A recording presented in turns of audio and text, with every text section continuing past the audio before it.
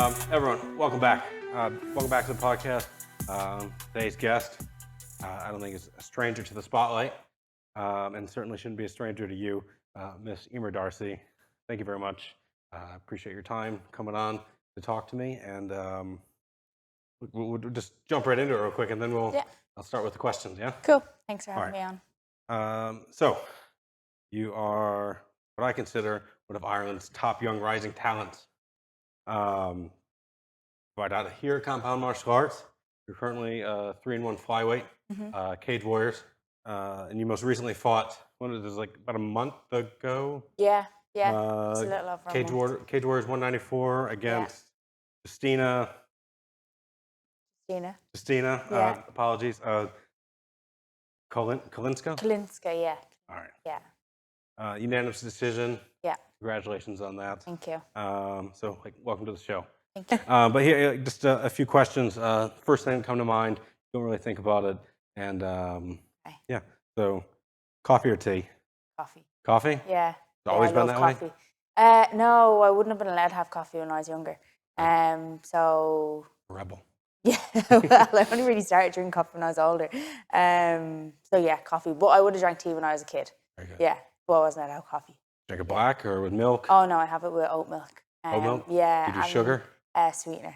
Oh, yeah, geez. and I got a frother right off Amazon, and I always saw people using them.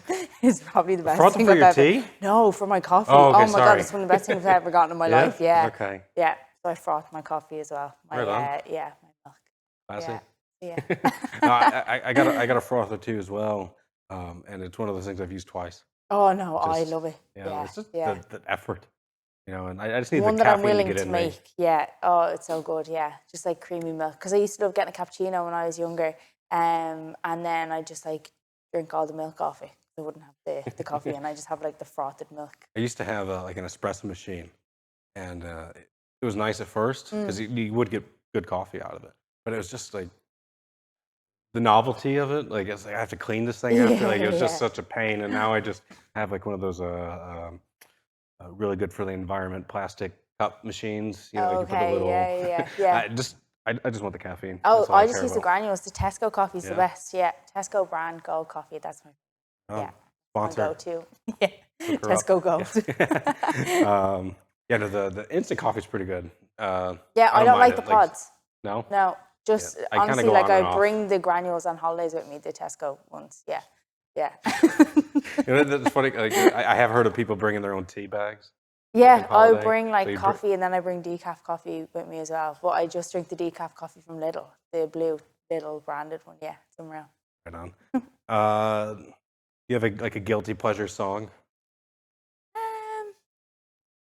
I'd probably have some questionable choices. Such as? I don't know. I like a wide variety of music. So anything that I choose could be hit and miss for somebody else. I don't know. Yeah, I like. What's on repeat for you at the moment? At the minute, I'm listening to songs that are kind of getting more hyped up for fighting when I'm like that. So yeah, probably more. Okay. Yeah, sets stuff that I'm at the minute. But in general, I love music. So, Yeah? I really, really like music. So yeah, I like bands. I like anything even that's on the radio and stuff as well. Yeah. I hate the radio. Yeah, but then you're sitting there and you start singing a song. You're like, why am I singing that? Because it's on the radio. And it actually turns out that you like it. No. Yeah.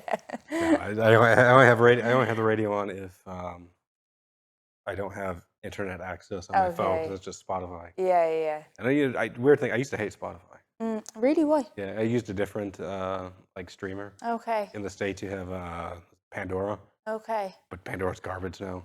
Okay. I don't know why I resisted Spotify because Spotify's great. It's great. Yeah. All right. Well, what's a fun fact about you that maybe a lot of people don't know? No, I don't know. Nothing? You don't have like web toes or anything like that, or no? Fun fact. I don't know if I have any fun facts. This is very hard.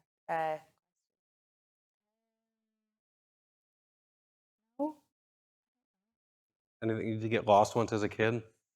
I remember when I was about, God, I was only thinking about this the other day, probably like 5 or 6.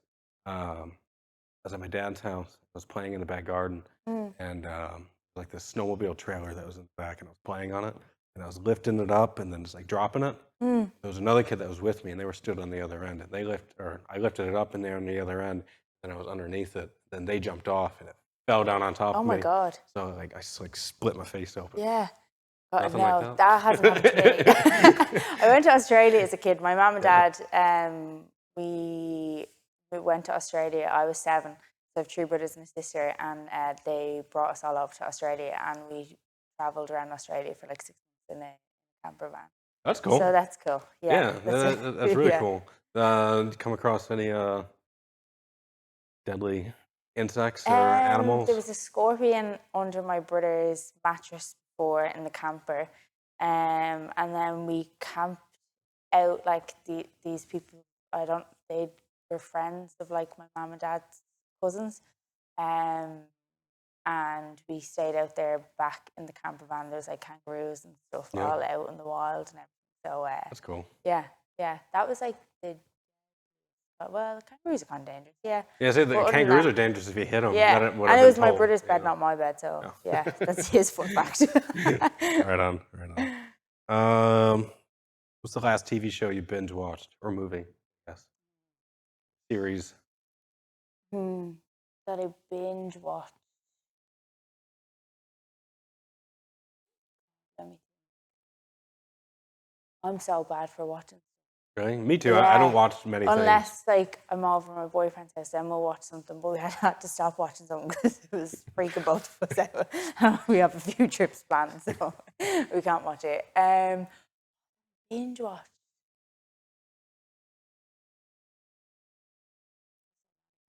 Well, we watched that one. Oh, I can't think of the name of it now. Loads of people watched it. What's it about? The family, and your man's kind of Irish. What's his name? Pierce Brosnan is the actor. Oh, I know what you're and- talking about. That was Yeah. goodness, I can't remember it either. I know what you're talking Yeah. about. I watched that as well. Yeah. Obviously, it didn't make much of an impact on you or me. I just watched because like you spent it like you have all the streaming services, and then there's like this we're spoiled for choice, right? So I always find myself not wanting to take a risk. So I just fall back on something that on, like I've old seen. reliables. Yeah. But I did just watch like I've been like on a Taylor Sheridan kick. What is it? Taylor Sheridan. He's like a bunch of he's the writer producer for like Yellowstone and I haven't 1883 seen and those. here we No. go. Okay. Go Yeah, binge. my sister's actually told me about Yellowstone. Yeah. Yeah, I keep getting confused. It's not about a volcano, is it? No. Yeah. No. But anyway, there's another because I've seen all of them, but there's another one on Netflix called America Prime Evil. That's it. No, I don't watch that. It's scary. That was pretty. It wasn't scary. Oh. Well, America Prime Evil sound. yeah, it was like sounds scary. you ever see The Revenant with Leo DiCaprio? No. Is that a movie? Yeah, that's a movie. Anyway, Yeah, my it's- coach always, yeah. He uses movie references. We have some issues over that kind of stuff. Anyway, it's very it's raw. Okay. It's set in like the 1850s. So pioneers going west and stuff like that. Okay. It's just very raw of that time period. Okay. Which I thought was pretty good. Let's see where we at. What's the most adventurous thing you've ever done? Ever done? I've basically forgotten everything that I've done in my whole entire life right now while we're talking. You ever been bungee jumping or skydiving or anything like that? No. The most I've ever done. No, I don't like not. It sounds like I don't do anything. I really can't remember anything to do with my own life.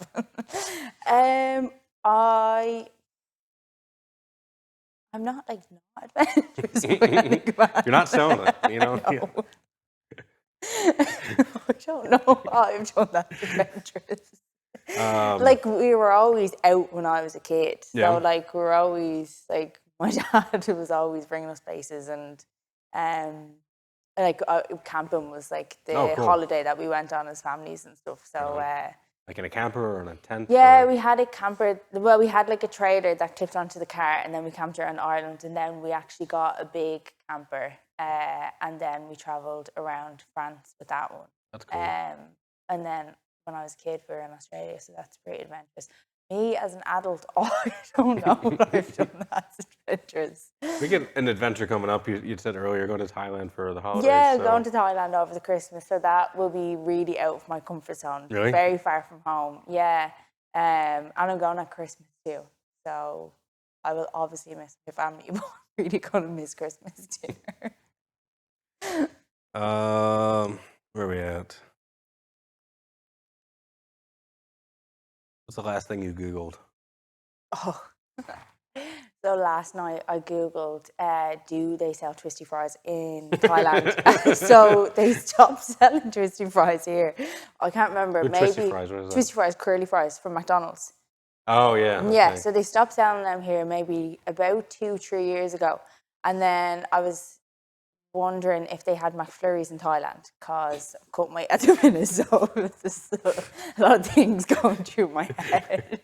So then I Googled about the McFlurries, and then I was like, oh my God, I wonder do they have Twisty fries? And yes, so I Googled, and they have got Twisty fries in Thailand. Right Yeah. on. So then I Google mapped how far the McDonald's was from the hotel that we're staying in Bangkok. It's a 7-minute walk. That's fun. You know, that reminds me of it was like this Instagram reel thing I saw of like these damn Americans coming over here to Ireland. But they had come over here and you know, they're like, "Hi guys, we're in Ireland here," and then they're like, "We're going to McDonald's because we want to see like What they have yeah, on the menus. like I get it, but like." I'm not opposed to that. What I'm trying to say right now is I'm judging you. Yeah. You know. So. When my brother moved to Australia, he was like, "Look what they have in the McFlurries over here." Like, that's the kind of information I want. Oh goodness. Is there a song that you know like all the lyrics to? Oh yeah, I'd say there's a few songs. Can I think of them? No, obviously not. You know, one that comes to mind is The Beautiful South, Rotterdam. What is it? You know The Beautiful South? You know the band The Beautiful South? What kind? No, in short, but what kind? They're like they are a band from like years ago.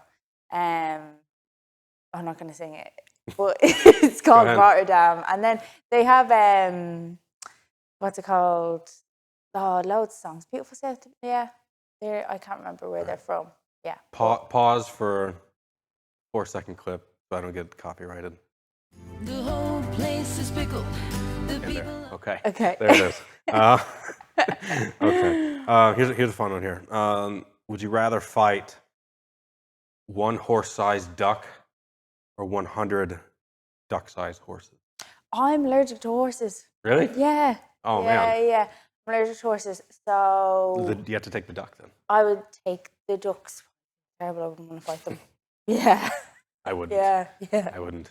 I was at the park recently with my girls, and the swan. I understand a swan is not a duck, but we went to go feed the ducks and the swans, and those swans are aggressive. Yeah. They were coming over, and I didn't realize that they were like kind of like nipping at us. Yeah, they're like and snappy. then they were snapping at me, and it just swatted the thing. And it was almost. It kind of looked at me like, "Hey, you can't do that." But Yeah, they're huge as well. yeah. Seagulls are turning into swans too. Oh yeah, That's the it, seagulls are quite Don't aggressive. get me started on Like, one the of- seagulls. Well, going back to McDonald's here, one of my favorite signs that I've ever seen is I'm sure they have it in more places around here, but the McDonald's in Tala, they have a sign that says "Do not feed the seagulls; they may become aggressive." Really, people are obviously feeding their seagulls McDonald's. Yeah. That's what's happening. They're well fed on Oh, yeah, McDonald's, and absolutely. that's why they are ginormous. And I love too, like on trash day in town, the seagulls will go in and they'll just Oh taking yeah, apart the trash. yeah. All right, here's a fun one. This is due to cause some controversy. Okay. Would you rather go 3 rounds with your toughest teammate Yeah. or your coach? Um, Your I've toughest gone team? 3 rounds of both before. Yeah? Oisin used to spar when I Okay. first started here. And yeah, it was not fun. And also not fun going 3 rounds with my toughest Who's your toughest teammates. teammate? Dan Dan? Ford. Yeah, yeah, he helps me get ready for my fights. So yeah, yeah, yeah. He can like morph into every fighter that I've ever fought. So Really? yeah. That's He's cool. great. Yeah, It's good to kind of have someone who can um, adapt yeah, their style for yeah, you. yeah. You know, that they can kind of take on like someone else's fighting style. Yeah, To, and they'll just put aside their own training stuff to like they'll watch videos and they'll then do certain things that maybe my opponents are going to do or might possibly do, and yeah, they'll give me certain looks. right on. Very lucky. Okay, all right. Let's get right into it here. Okay. All right, so growing up. First of all, where did you grow up? I grew up in Artane. Okay, Yeah. so you're not far from your home. No, well, I don't. So I've moved lots of times. Okay. So we rented when I was a kid. So moved house maybe 6 or 7 times, but Same. all within the Artane area. Okay, right on. Yeah. What school did you go to? Did you go to the same school or did you? Yeah, I went to the same school. So I school? went to St. Fiacre's, just around the corner. That Yeah. an all-girls school? No, it was mixed. Right on. Yeah. Did you like that, or would Oh, you? I loved it. Yeah, Yeah. it was. I loved school. Yeah, I loved primary school. It was great school. What kind of student were you? I was good in school. Yeah. I liked going to school.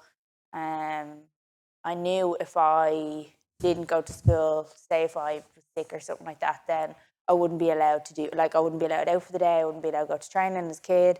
Yeah, you weren't allowed to do that if you're sick. So I was only sick if I was actually sick. Actually sick? Yeah, You didn't, yeah.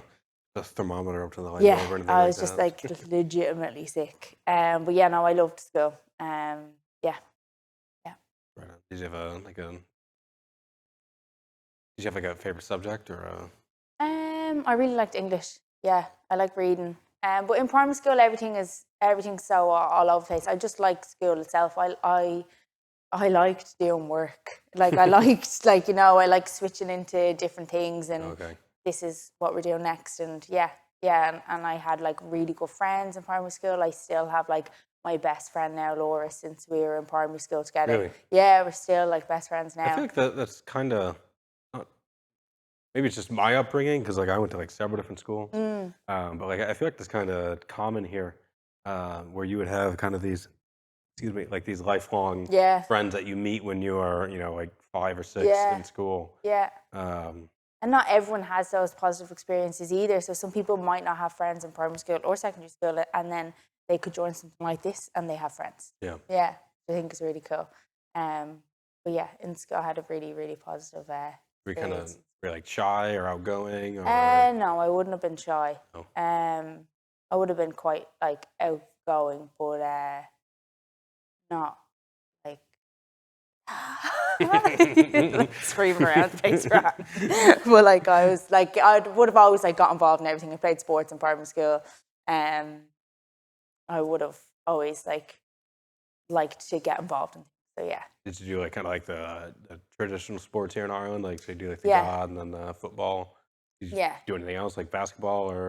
No, we didn't have. We just had Gaelic and Mogi in. I don't actually know if we had a girls' kid. I can't remember for primary school. But definitely a football team.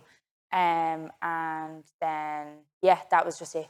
It's in my primary school anyway, and in a lot of the primary schools back then anyway. It's kind of different now, because there's more sports involvement with like Dublin City Council and stuff like that in primary schools now.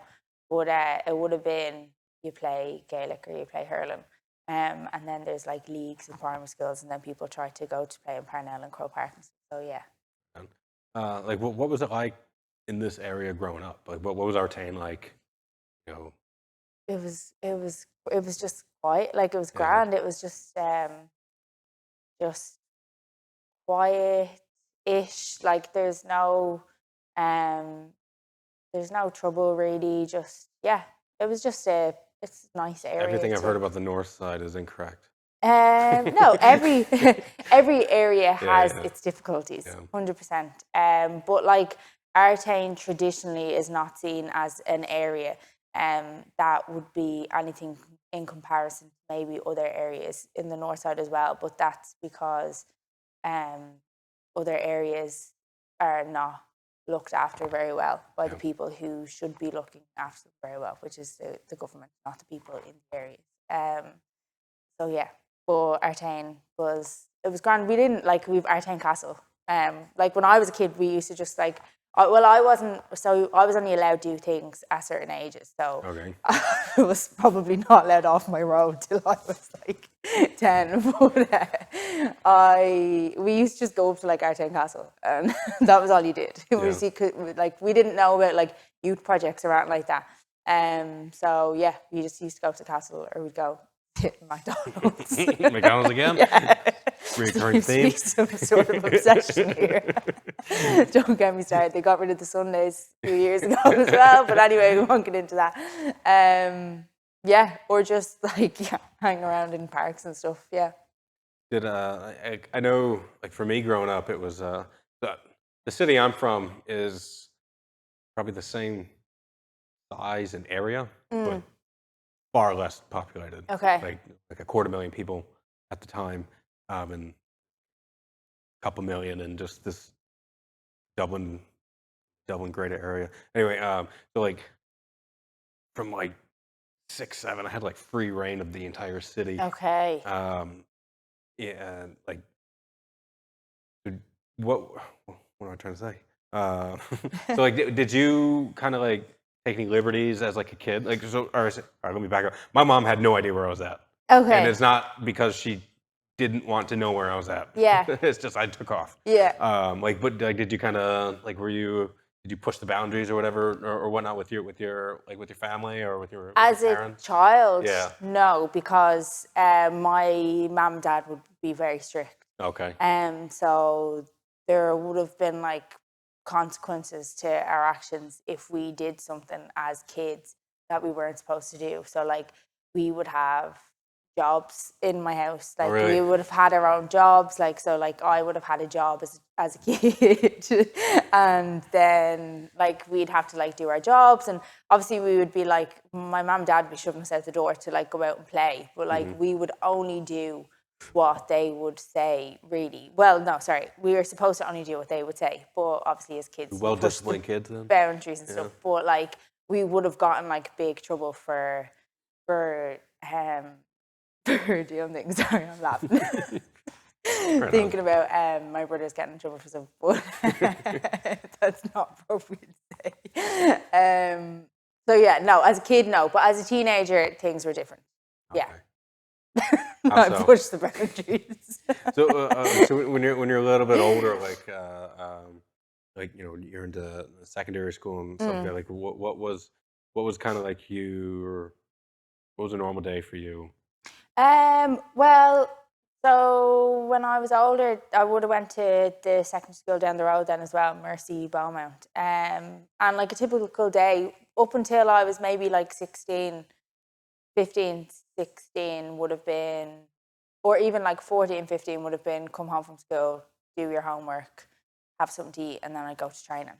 Because I was doing kickboxing as a kid, and then into early teenage years. And then when I was 15, 16, 17, things were different.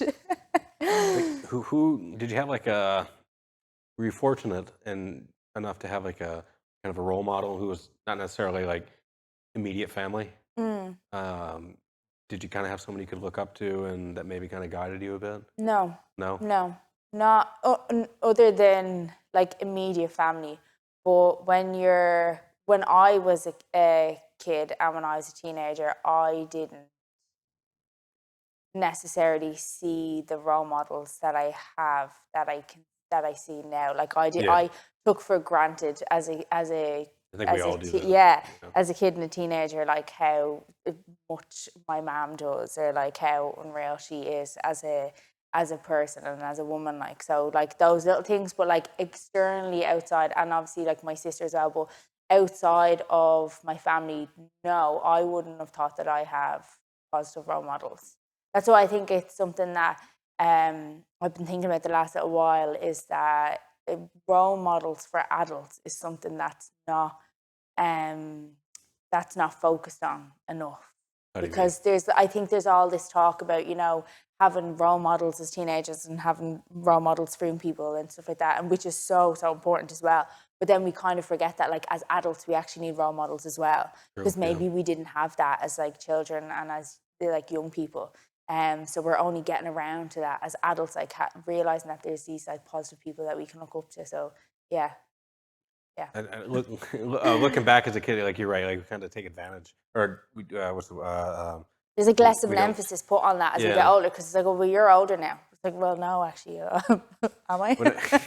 when I remember, I was recently going to have like a self reflection, and thinking back on just kind of some of the like teachers and whatnot. Like, man, like they really tried. Like, because I wasn't not a good student. Okay. And in my later years, so preteen, teens, I was not a good student. Yeah. And then as soon as I could drive, I was never at school. Okay. And but then I remember just thinking back, like some of those teachers, like, God damn it, they really tried. Yeah, and I look, I had a different experience in school. It was the same for me in secondary school as it was primary school. Like, I was in school as much as I could be, and like that, I knew still, even as an older teenager, that if I was in trouble in school, I was in trouble at home. So I needed to make sure that I was not in trouble. So, yeah. Like, so I guess who were your role models? Like, would it have been kind of like just your parents, or? I don't know if I would have really thought about role models as. Or just somebody like you looked up to. I looked up to my sister. Yeah. Yeah. The scary one we were talking about The earlier. scary one, yeah. What's your sister's name? Celine. Celine? Scary Celine. I looked up to my sister. I was only laughing because now I work with kids and teenagers. So like I would have young people that I work with that have an older sister, and they'd be telling me stories about how they'd be like doing stuff to annoy their sister, and like then it makes me think of like all the stuff I did to like be around my sister when I was younger. Like, she'd have sleepover with her friends, and I used to go sit down in the rooms if I was invited. She'd be like, "Get out now." What's the age difference? 6 years. 6. Yeah. Okay, so yeah. It wasn't just a year. Yeah. So it was like just proper. me sitting there. Hi. I was like, they asked me to be here. No, they didn't. Get out. That was funny. But I would have looked up to my sister, and I still look up to my sister now. So yeah, and then I have a big brother as well, so I would have looked up to him too. And then like my mom, my dad too. So yeah, it would have been, my role models would be more like internally in my family rather than like external kind of role models. Yeah. I think it's probably pretty typical. Yeah. Did like did your older brother or sister, did they like look out for you in school? Did they like did they? Yeah. Did someone was picking on you, they'd come and sort it out? So I used to play football for Whitehall. So me and my sister were on the same team for a while. Yeah. So like if anybody said that to me on the pitch, my sister would go over to them and stuff. Sort it out, handle it for you. That's good. That's nice. Yeah, and then that's the thing I miss, or I wish because I'm an only child. Okay. And like so I never had that. Yeah. And and I had a cousin that I was really close with growing up. And her and I like there's 3 or 4 year difference between us. Yeah. But we didn't live near each other. Okay. So like but you still had that. So yeah. And then I have 2 younger brothers as well. So like I was going to say I was like their big sister, but I am their big sister. But we'd all stick up and we'd all look out for each other. That's good. Yeah, 100%. Yeah. Even as much as like they'd annoy me or I'd annoy them, if anybody said that, I'd be like, you'd stick up for them. What? Yeah. Yeah. That's cool. Okay, so like combat sports, like what is it? How did you start all this? Like why? Like what drew you in? To your first training session, and how old were you? Here in Compound. Period. So I started semi-contact kickboxing as a kid. So I started when I was 5 or 6. My brother and sister were doing it. So then when me and my 2 younger brothers were old enough, we joined as well. Where was that at? That was in St. Fiacres in Okay. the PE hall there. So we used to go around there and train. But my younger brothers didn't. They just couldn't. They couldn't. I think they could have been 4 and 5, and maybe I was 6, and they just didn't have they just couldn't be standing around there. They couldn't focus. But yeah, so I did that as a kid for up until I was around 15, 16. And then I stopped, and then I joined Compound when I was 26.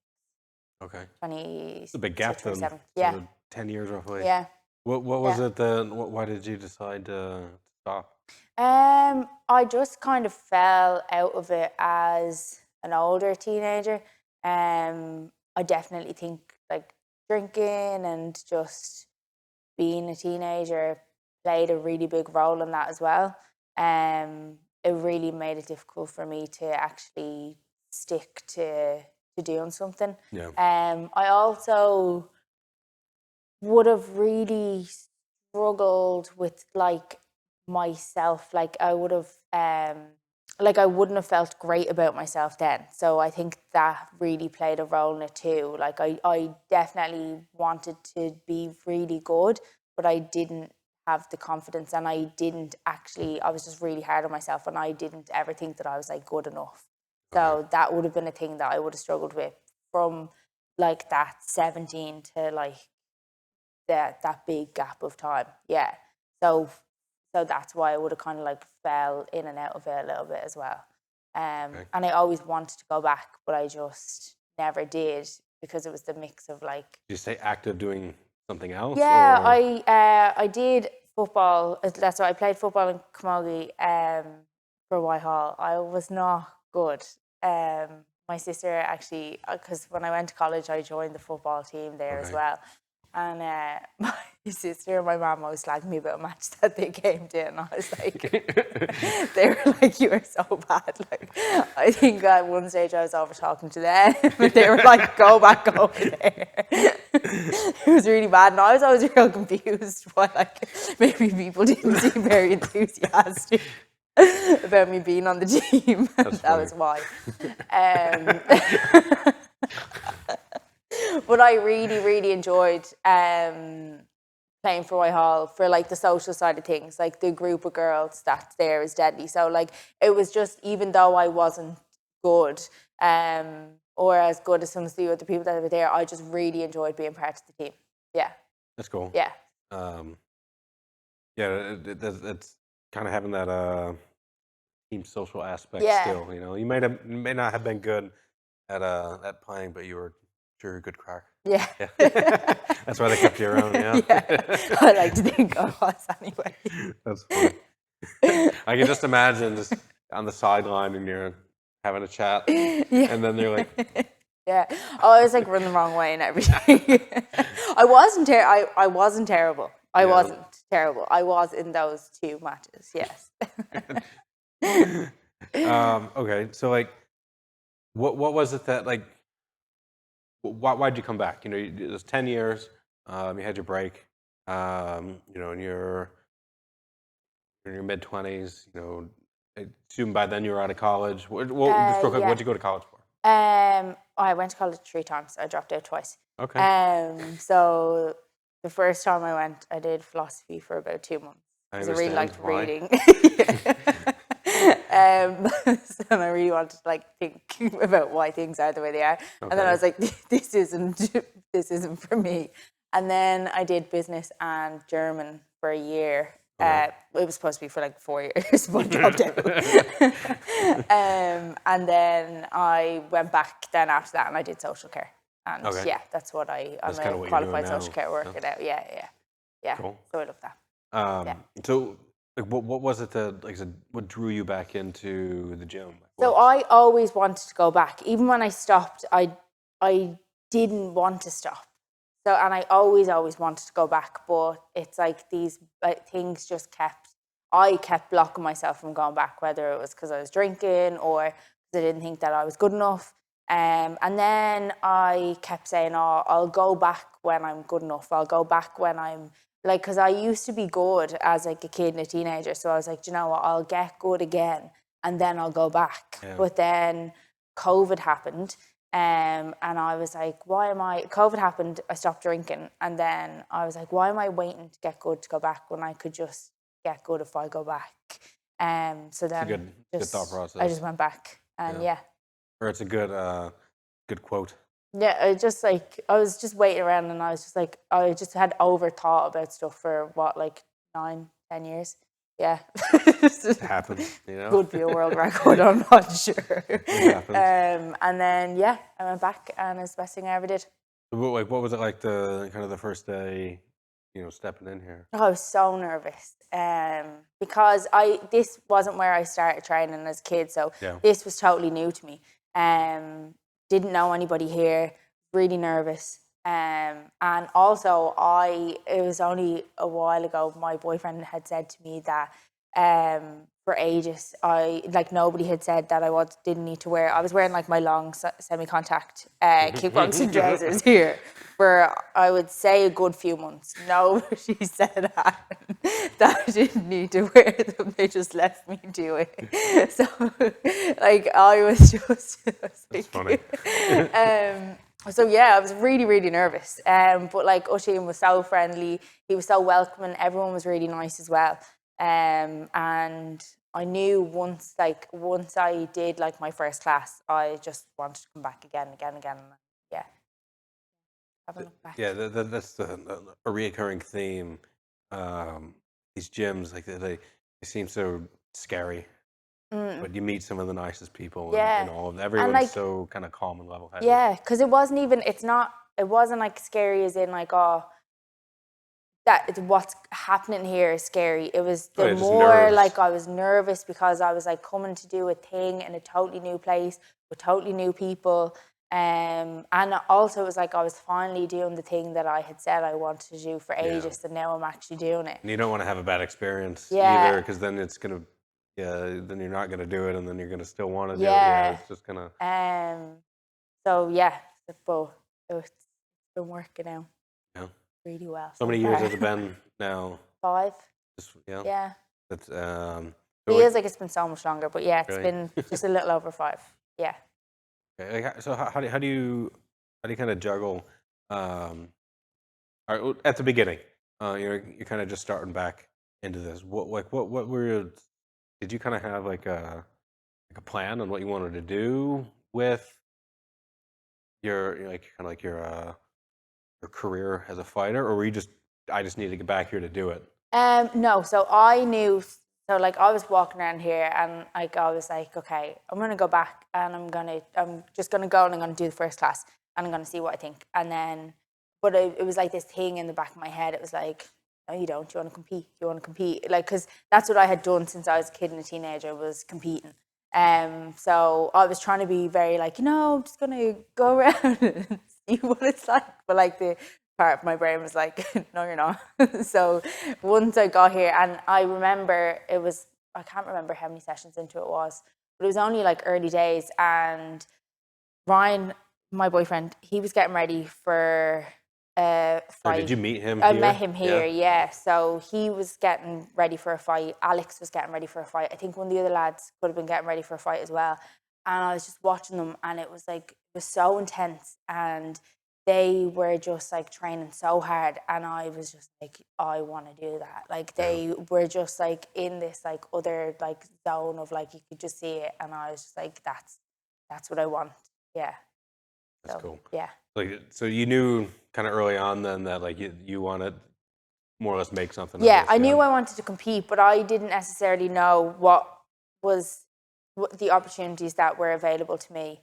Okay. And basically until they kind of happened, if that makes sense. Yeah. I didn't even really know what K1 was, because obviously I came here and I started doing K1. Yeah. And then it was only 2 years after, 2.5 years, I started doing MMA. So I didn't start off doing MMA, it was K1 that I'd started. So I started off competing in kickboxing, and then Oisin had talked to me about doing MMA. because we had talked about, like, once I started competing, we kind of talked about, like, my progression and stuff and where I would like to go. And then we talked about going professional in K1. And then he said, what about MMA if we should do that? And then I was like, okay, let's do MMA. And then I was like, oh, I better do some jiu-jitsu and I better actually learn how to do MMA. So yeah, and then I started competing in MMA. What did your family think about you competing in MMA? Because like it's quite a bit different than than kickboxing and stuff like this. So, like, how do they feel about it? Or how do they feel about just even competing in like kickboxing? Like everybody bar my mom is fine. My mom, even Universal, I think. even as like a kid when I'd be competing in kickboxing, my mom's super worried. So even now, everybody bar my mom is fine. But she's like so supportive. So she'll come to, like, she came to like the fights in the RDS, but she didn't go to the fight. She waited around the corner in the pub, and then I'd like go around to her after and let her know it's all right. But that's as far as she's actually ever probably came to any fights. Even as a kid, when I'd be doing my gradings for semi-contact kickboxing, she used to be telling my dad to go down and tell them to stop. Like, he was like, no, we're not able to do that. That's not how this works. Like, she'd have to leave. Like, she'd walk out of the school hall, and yeah, she just isn't able to like watch it. But everyone is like really, really supportive. That's good. Yeah. I think it's like a kind of a universal mom thing, unless you are Alexander O'Sullivan's mother. Deborah. Yeah. Unless you're Deb, then I think you're. She just can't. Yeah. And like sometimes I'd get a clip on my phone, and I'd be like, "Oh my God, look at this!" And she'd be like, "I'm not watching it if it's you." And then I'd be like, "It's not me, it's not me." And then I'd show her. She'd be like, "That's you." And then so she can't even watch clips. She wouldn't watch anything. I think she watched like a clip of one of my fights before. Yeah. But everyone's very supportive. That's good. That's good because even if she doesn't want to watch it live, like, and she's still happy for you and wants you to do it. That's I know great. she's like very proud of me, and that's that's good. Like, hold on, I went through the time to read or to write questions. Maybe I should actually look at them. There we go. Like, was there a particular thing about this gym, like compound, that like kind of made you like know this was kind of your home, like this is where you wanted to stay and really put in the work? It would have been Oshin as a coach. Yeah, I always whenever he comes up, I always hear good things. Yeah, he's great. He was the thing that like he makes the gym what it is. So he put so much time and so much work into me and into everybody else here, and he has really like created an environment that makes people want to train here, want to be here, want to compete if that's what you want to do, and he'll give you all the tools and all the help in the world that he can. And even if you don't want to compete, he will just build people up to be the best training partners and for them to have the best training experience that he possibly can. So good. It's a really special gym. Yeah. Like, has combat sports made you kind of do you view yourself a little differently than maybe you did a few years ago, or like how has it kind of shaped you, as a person, as a woman? Like, what is it? Like as I said, when I was like, I would have really struggled with like how I feel about myself. Like, I would have been very critical of myself. I would have been very sad for a very long time. And I would have really struggled with like body image and stuff too. Yeah. Whereas now I feel like I'm a totally different person because this sport has like given me opportunities to see how my body works so many different ways, even though my body might not necessarily be like, the body that you would compare, but that's all comparison to like different things. I've kind of stepped away from all that stuff now, like the fixating, like the body image stuff. So yeah, it's given me like a totally different perspective on myself, on my body. I also just don't really feel very sad anymore, which is good. Great. Yeah, which is always positive. So yeah, it has just completely and utterly like changed my life. Yeah. I don't drink anymore. I used to drink At all? No, I've nearly 5 years and I haven't wow. drank. Okay. Yeah. So it's really made me kind of like look back and reflect on like different things that I was doing to myself that was not nice and just had like a negative effect on me. And I think that kind of has, because I want to be the best that I can possibly be, I'm always trying to do things that are going to help myself rather than like hurt myself in any kind of way. So like me thinking negatively about myself, that's not going to help me. Me, you know, picking out stuff about my body that I don't like, that's not going to help me. Me not going to train and me drinking, me whatever it is. Yeah. It's not to say that things like, you know, you don't have negative thoughts every now and then and they don't like slip in and stuff, but I'm in a much better place of being able to control that stuff now. So yeah, and I genuinely believe it's because of like what I do here. Yeah. Right. Yeah. So like, in case anyone hasn't figured it out yet, you're a woman. Yeah. But like, have you ever like felt like kind of any like pressure to like kind of, what am I trying to say? Again, I wrote these. That's okay. Like, have you ever felt any pressure to like kind of like prove yourself to other people because you're a woman? You know, and you're in this kind of, you know, your male dominated space. Like, do you feel pressure to kind of, you know, go that extra step or do something that maybe you wouldn't do just to, you know, like to prove yourself? No, never. Great, Yeah, that's good. yeah, never at all. No, I, I. Do you feel that's, you know, to do with kind of your atmosphere here, or like and like the kind of the people that surround you, Yeah. or is it that like just in general you don't feel that, or Just in general, I don't feel that. I do think it's because as well because of the atmosphere that Oisin's created here too. Probably only recently I have come to terms with the fact that I'm not the same size as the lads in the gym. It's something that I have struggled with. That is one of my most recent struggles in life, is that I'm not the same size as them. I'm still not fully sold on the idea. So, yeah. But no, I'm treated the exact same as any of the lads. The lads are treated the exact same as I am as well. Good. So there is no, except for like, you know, people are mindful of size. Yeah. And people are mindful of, you know, maybe pressure when we're rolling and stuff like that. But other than that, no, I'm given the same opportunities as the lads are, and the lads are given the same opportunities as I am as well. So yeah, no, I've never felt any different to anybody here in the gym, and I've never really seen anybody.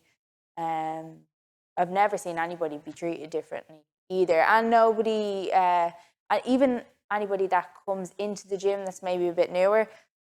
Everyone's all. It's just the same for everybody. Yeah.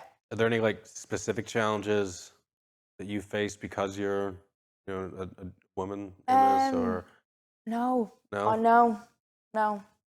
That's good. Yeah, it that's is. not- It's really yeah. good. I've never faced any Okay. challenges that I could think of. No. Even like matches and stuff like that. Like I didn't struggle for matches when I was starting. Really? No, never, because I You're flyweight, so it's not. well, as, when I was fighting in K1, I was fighting from like 67 to Okay. 58. So I could fight anywhere, but it more like in 61, 62, 63, then a little bit later, but then to 58. So no, like I had like 13 K1 fights. And then for MMA, I didn't struggle for matches either, because I was very lucky that there was loads of girls that were super active, and I was only just starting, but I also had no issues with fighting people that were like more experienced than me once Oisin felt that it was like appropriate. Yeah. And I knew that I really trusted his insight on things, and yeah, so I never struggled for matches. Okay. Yeah. Cool. Yeah, but I've been very lucky, so yeah, no issues. So circling back a little bit about role models, Mm-hmm. like, do you kind of view yourself as a role model for other women? like when they watch you fight, or they see you on social media, or other women here in your gym? Like, do you position yourself to be a role model for them, or do you like how does that work? No. Okay. No. No, I wouldn't. Like, I understand how things work, because, like, not that's just like, I understand how things work. Like, I get that I do have, like, people that might look at. I struggle to think that people look up to me. Okay. But I understand that, like, as somebody that is fighting, like, the way that I would see people fighting as well, that people do. I don't know why I get mad at talking about being a role model. Like, yeah, I would say that people do look up to me in a way, but I wouldn't think of myself as somebody that people look up to. But I would be conscious that the people do look up to me, if that makes sense. Yeah, So no, absolutely. I would always want to, like, carry. Well, I just am who I am, but I would always be very conscious of things that I would put online. I'd be very conscious of, like, I don't want to, like, sell a fake idea of myself, if that makes sense. Yeah. Like, every training session's not great. I don't win every fight. Yeah, so, like, I understand that I would be a role model to some people, but it's not something that I would necessarily. Oh, like, I think once you're out there, with social media is, like, now a thing that, like, people have to almost engage in. You're promoting yourself online. You're promoting who you are as a person and stuff, to an extent, as much as you can, in, like, a snapshot of a post or a video or a reel or whatever it is. That, like, everybody has some level, because you are in the public eye to some extent, of social responsibility. That's what I think about things. So you now have influence, whether or not you like it or whether or not you might know about it directly. Like, somewhere in the back of your mind, you need to be like, do you know what? I actually have some influence. People could be looking at what I'm doing. People could be looking at what I'm saying. So it's very important that you are using that influence in as much of a positive and It's good that appropriate you're way as you can. cognitive. Yeah. Cognitive. It's good that you have thoughts of that. Yeah. And like you're thinking about that proactively. Yeah, because I know that I compared myself to people when I was a kid or when I was a teenager, and that was a very big part of my life. Or even, like, early adult years, like, comparison was a massive, massive thing that I struggled with. So, and even just, like, people can be very, like, there is people out there in positions of, like, power socially and stuff, that, like, people could be looking up to, not necessarily the most positive role model. So I think it's important couple that are coming to mind. yeah, I think it's important that people have. I think there's so many deadly people out there. There's so many really, really respectful, hard-working fighters out there that people are very lucky to get to look up to and see little snapshots of their lives. So yeah, I'm just mindful that maybe somebody's looking at a little snapshot of my life. I like how I said earlier that, like, you're kind of curating it to where it's not, like a fake persona. Yeah. Which I think is good and healthy, and I think it's good for the people that follow you and watch you as well. Yeah, like, mostly I'm just eating or hanging out Eating with my McDonald's. nephews, or Looking for tune in for my Thailand McFlurry vlog. Oh man. Onto, like, your overall career. Like, where do you how do you feel about your current progress? Like, so how many fights have you had in Cage Warriors? It's 3 and 1. Yeah, 4. 4. Yeah. Okay. Then you have another one next year on the Dublin card. I have another one now in 3 weeks. Or sorry, yeah. Okay. And then the plan is the Dublin card. Yeah. Okay. So, like, how do you feel about your pro career so far? Like, what is it? Looking back on it, like, how do you feel about it? Well, I think it's mental that I'm a professional fighter. Yeah. Okay. I actually do think that's mad. Like, I think that, like, if I was, like, looking back, if I was, like, a kid looking at it now, I'd be like, oh my God, that's mad. Like, it's very cool, and it's, like, very surreal sometimes as well. But also I can see how it happened, because I can see how hard I worked to get to where I am. But it's very, very early days. And that's something that I kind of got a little bit muddled in my head at the start, because you're looking at people and they are so far ahead in their careers, and you're looking at where you would like to be, and you're kind of forgetting about the part where you need to just like focus on really what's happening now. But like right now, I feel like I'm in the very early stages of my professional career, but it's gone well so far. Are the boss still? I think so. I've been following you since I think the first fight I saw. I think I was there. You fought Sarah Elliott Sheridan. Yeah. And, And Eimear. yeah, and Yeah. Yuri. Yeah. So I've had my eye on you for a while. Sounds weird. No, like I've been I've been Yeah. following you for a while there. So and I was when I heard you're going pro with Cage Warriors, I was very excited for you. Thank you. That was even before I kind of met you or even talked to you or anything like that. So truly, you are one of my favorite fighters Thank you. in the country at the moment. So I'm excited for you and for your career and where you're going. Where was I at? So like what with your training for your fights coming up, like being a pro is there's a vast difference between kind of an amateur and then like kind of like the casual amateur as well. Like what like, how has your relationship changed when you kind of made that step to go from amateur to pro? Like what was it that you kind of had to start doing a bit differently? I think I don't know. Like, to be honest, when I was training when I was fighting amateur, I was training just as much as I am now. Yeah. So like I was always pretty like just like locked in with my training. Like I know like being in a routine with my training is super, super important. Training as much as I can is really important to me as well. So I don't know. I don't know if much has changed, to be honest. I was always kind of just like What about like the business aspect? like the social media Or kind of stuff. that, or like like trying to attain sponsors, or even to try to um, uh,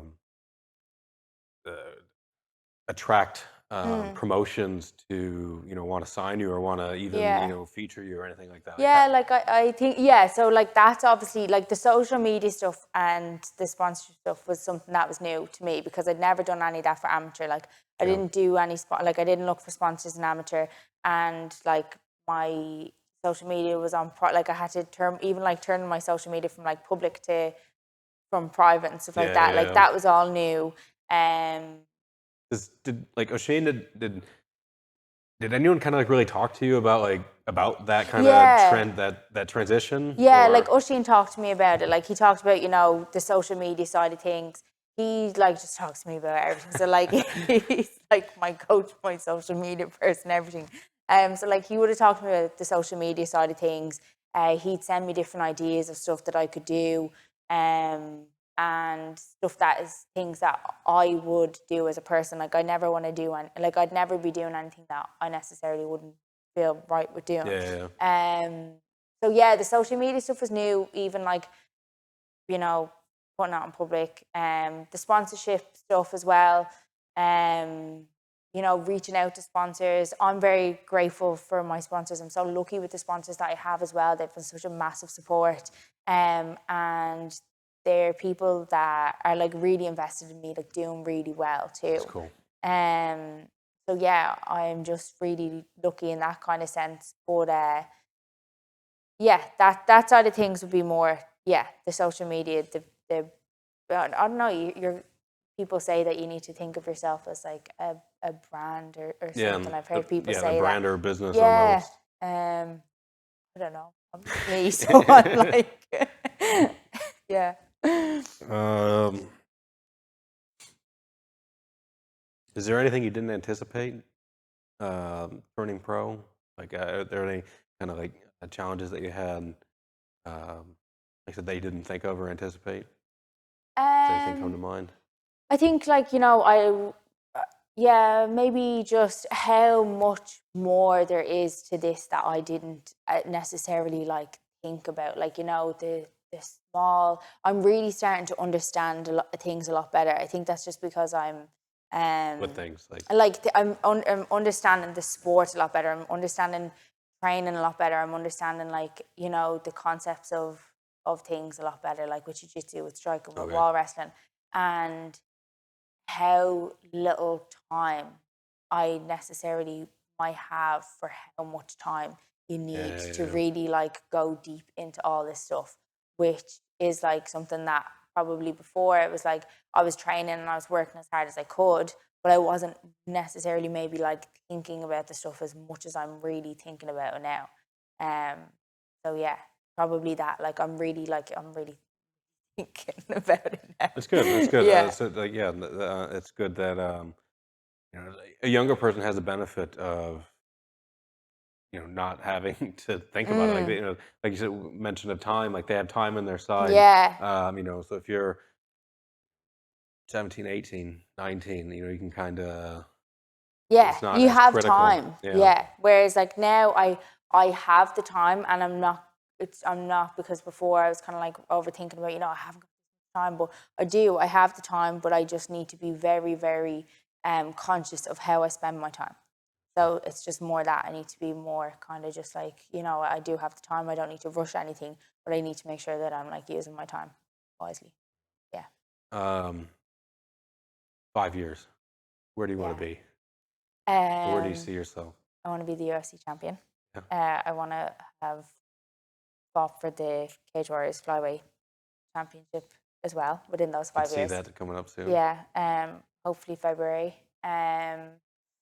And yeah, 5 years is a long time. Yeah. It is. So I'd like to. How old are you now? You're I'm 30. 31, I'm 30 now. 30. Yeah. Okay. So yeah, I would like to be UFC champion within 5 years. Yeah. Definitely doable. Cage Warriors champion as well within 5 years. Okay. And yeah, keep doing what I'm doing. Like at the end of the day, everything's all said and done. Like what does like success look like to you? Like what does that feel like? What does it look like? What does it taste like? Like what is success to you? That I did the things that I said that I was going to do. Yeah, that's what it would be for me. Like I feel successful now because I went back to martial arts, and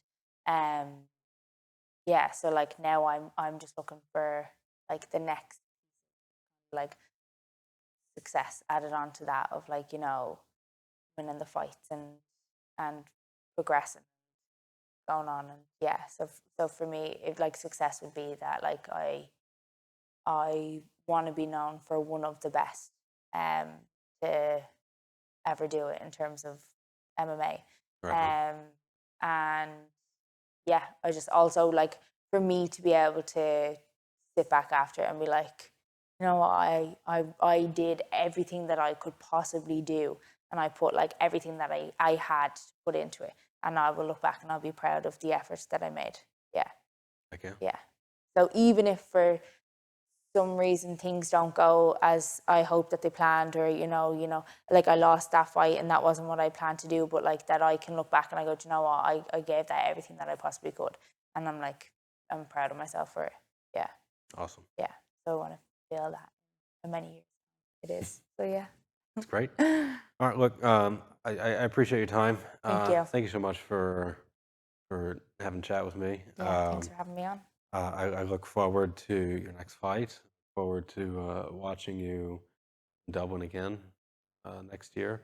I look forward to seeing you in UFC too. Thank you. So yeah, thank you. Thank you. So Thanks so much for having me as well. until next time. Okay. Yes. Thank you. Thanks.